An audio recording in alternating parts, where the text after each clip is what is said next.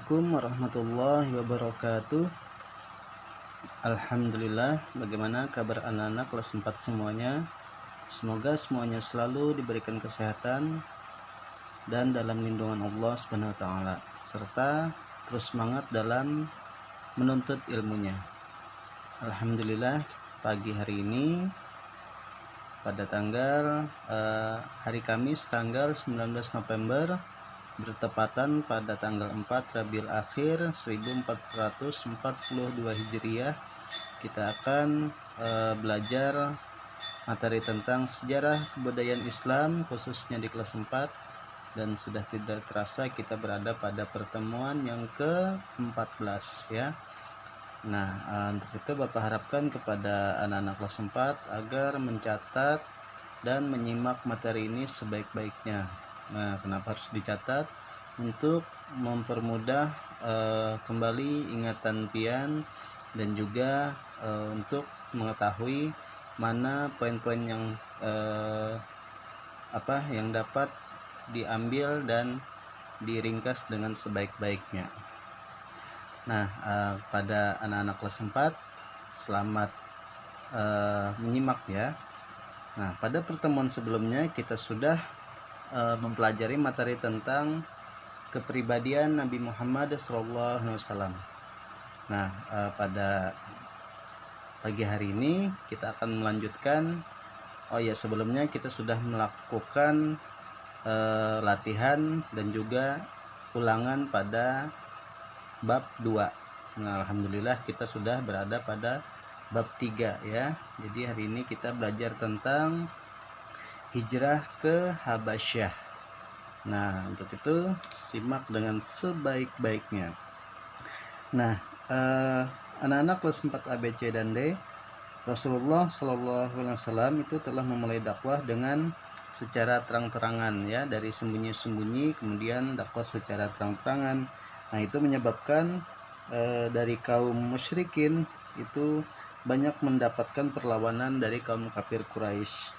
Banyak yang disiksa, kemudian dianiaya, dan juga memfitnah dari Nabi Muhammad SAW.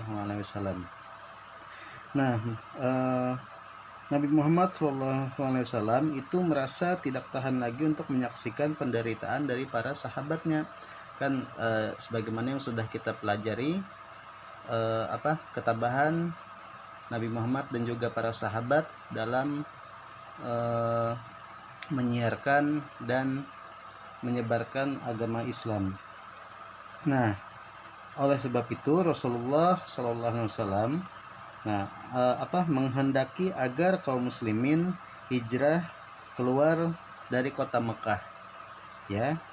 Nah, di sini hijrah itu artinya adalah pindah dari satu tempat ke tempat yang lain. Nah, ingat ya, itu arti kata hijrah. Nah, kita yang pertama yaitu peristiwa hijrah ke Habasyah. Nah, di sini hijrah adalah pindah dari satu tempat ke tempat yang lain. Nah, kenapa dipilih Habasyah? Habasyah ini sangat jauh dari kota Mekah. Kemudian juga Nabi Muhammad SAW itu mengenal baik dari raja Habasyah tersebut. Nah, Habasyah adalah negeri yang terletak di utara benua Afrika yang kini dikenal sebagai wilayah Ethiopia. Nah, jadi banyak ya masyarakatnya itu bangsa Sudan. Nah, bangsa Sudan atau bangsa yang berkulit hitam. Nah, negeri tersebut itu dipimpin oleh seorang raja dari Nasrani ya. Walaupun Nasrani, tetapi beliau sangat baik, adil, dan bijaksana kepada siapapun, termasuk pada rakyatnya. Nah, siapakah nama raja tersebut?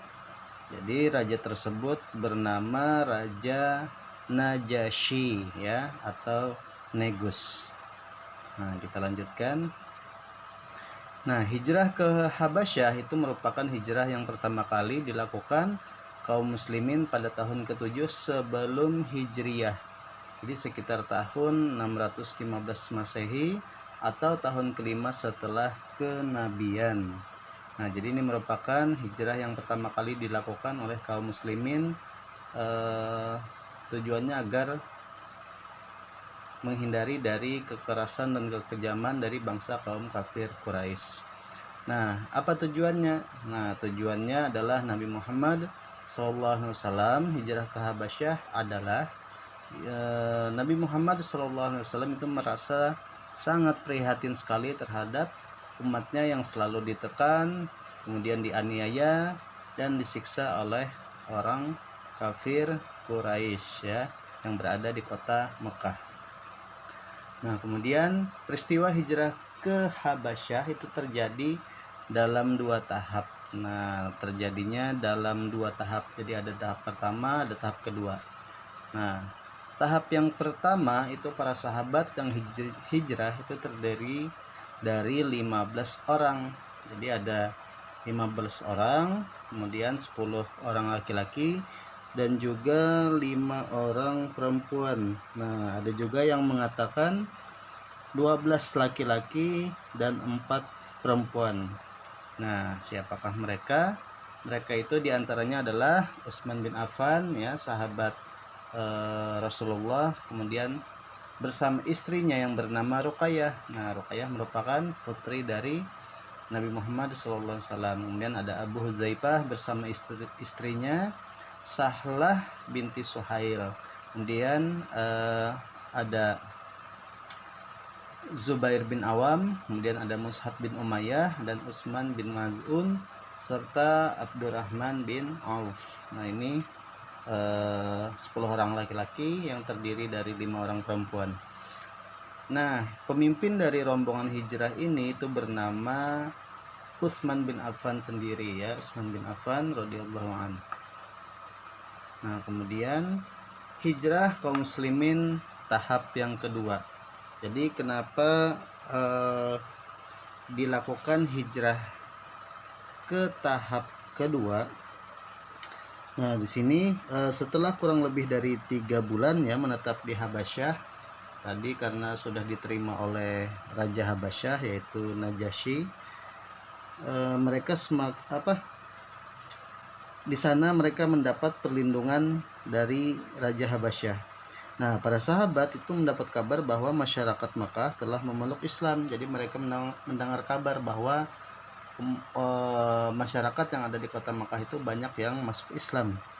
Nah, mendengar kabar tersebut, maka beberapa sahabat seperti Utsman bin Maz'un itu kembali ke Mekah. Nah, ternyata kabar yang mereka terima adalah kabar yang tidak benar ya, atau berita bohong. Nah, keadaan di Mekah masih belum aman, jadi masih dikuasai oleh kaum kafir Quraisy.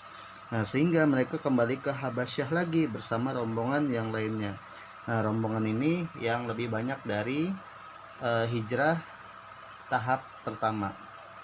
Nah, rombongan yang kedua yaitu rombongan umat Islam yang berangkat sebanyak 102 orang ya, terdiri dari 83 orang laki-laki dan 19 orang perempuan.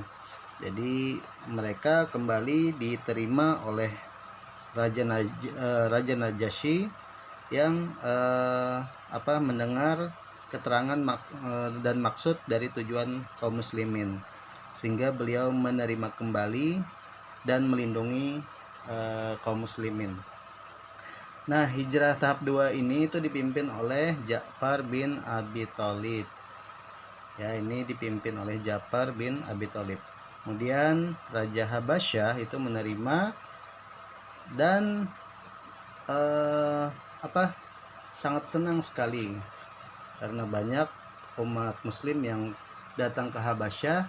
Nah, beliau pun juga menyatakan diri untuk masuk agama Islam. Nah, alhamdulillah ya, maka bertambahlah kekuatan Islam dengan masuknya Raja Habasyah.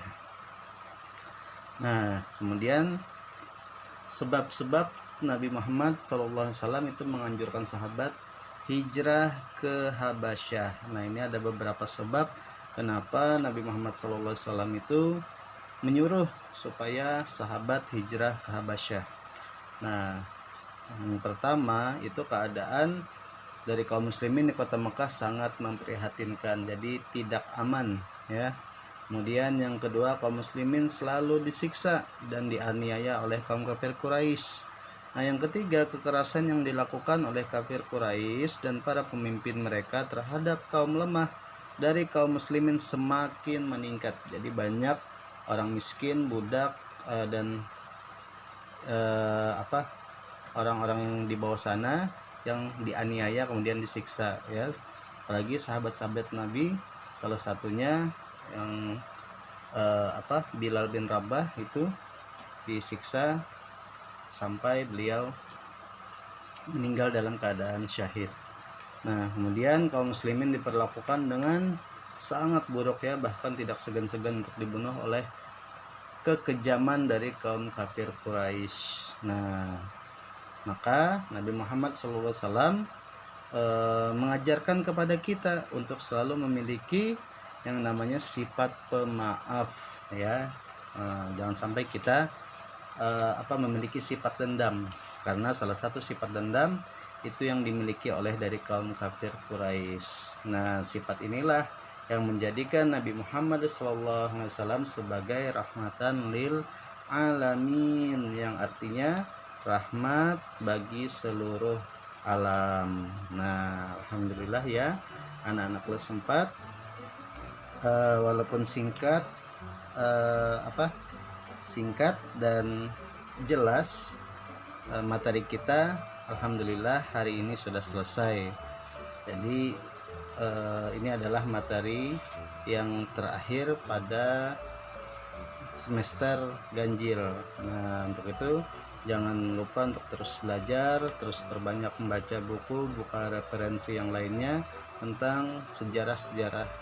Untuk itu Bapak harapkan insya Allah ya, insya Allah pada pertemuan berikutnya kita akan melakukan yang namanya latihan tentang hijrah ke Habasyah, supaya pemahaman kita lebih ingat, lebih dalam mengenai tentang peristiwa hijrah ke Habasyah ini.